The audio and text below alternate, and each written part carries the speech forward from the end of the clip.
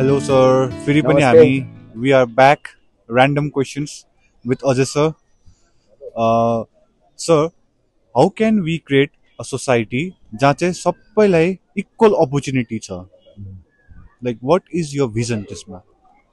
अब यो क्वेसनमा अब इक्वल अपर्च्युनिटिज भनेको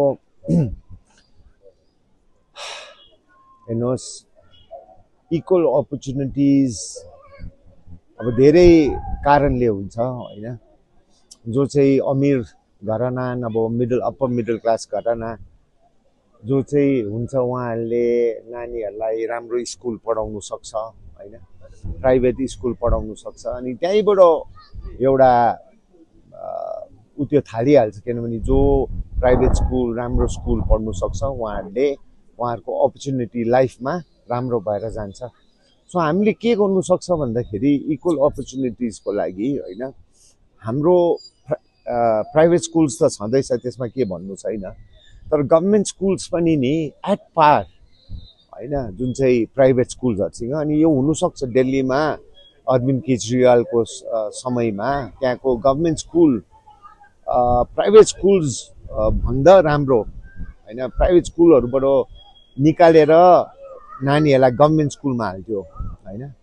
अनि अर्को इक्वल अपर्च्युनिटी पाउनु हो भने हेर्नुहोस्, अब एजुकेसन त मैले भने प्राइभेट स्कुल मात्रै होइन, तर गरिब घरानाकोहरूले पनि क्वालिटी एजुकेसन प्राइमरीदेखि नै एबिसीदेखि नै क ख गदेखि नै पायो भने त्यसले एउटा इक्वल अपर्च्युनिटिज आउँछ। अर्को कुरा चाहिँ के हो भन्दा जुन चाहिँ दार्जिलिङ पहाडमा धेरै देख्छ, अरू प्रान्तमा पनि होला, के देख्छ भन्दाखेरि पत्ती टिपेर नै हाम्रो आमाहरूले नानीहरूलाई पढाउँछ होइन, ग्रेजुएट गराउँछ, तर काम पाउनु, टिचरकै काम पाउनु हो भने झन्डा पक्रेर पाउनुपर्छ कुनै पार्टीमा। अनि त्यो भन्ने बित्तिकै इक्वल अपर्च्युनिटी होइन, पार्टीको कार्डर भएर एउटा स्कुलको नियुक्ति पाउनु भनेको इक्वल अपर्च्युनिटी होइन। सो जुन चाहिँ गभर्मेन्टमा इम्प्लोइमेन्ट हुन्छ यो एकदमै फेयर निष्पक्ष हुनुपर्छ क्या।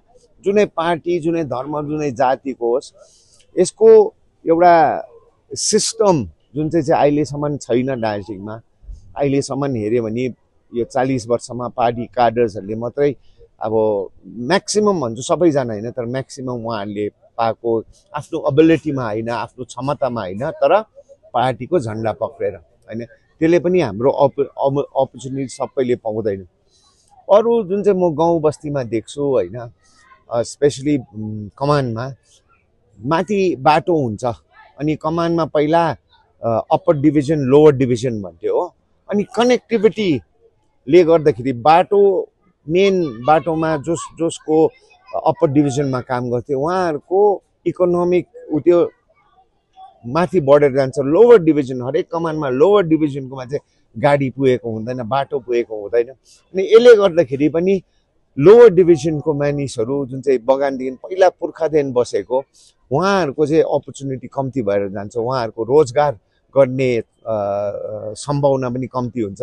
सो मलाई लाग्छ होइन, एजुकेसन चाहिँ जुन चाहिँ प्राइभेट स्कुलको होइन, तर गभर्मेन्ट एजुकेसन चाहिँ सबैले एउटा लेभल प्लेइङ फिल्ड पाउनु सक्यो भने, अनि कनेक्टिभिटी जहाँ बाटो पुगेको छैन, जहाँ आजसम्म पनि बिमारीहरू बोकेर ल्याउनुपर्छ, जो स्कुल पढ्दाखेरि पनि पानी झरीमा डरलाग्दो ब्रिजहरू गएर कोही कोही बेला त आमा बाबाले ज्यादा पानी पर्दा खोला तर्नु पर्दाखेरि एब्सेन्टिजम हुन्छ। यसले गर्दाखेरि पनि इक्वल अपर्च्युनिटिज हुनु सक्दैन होइन।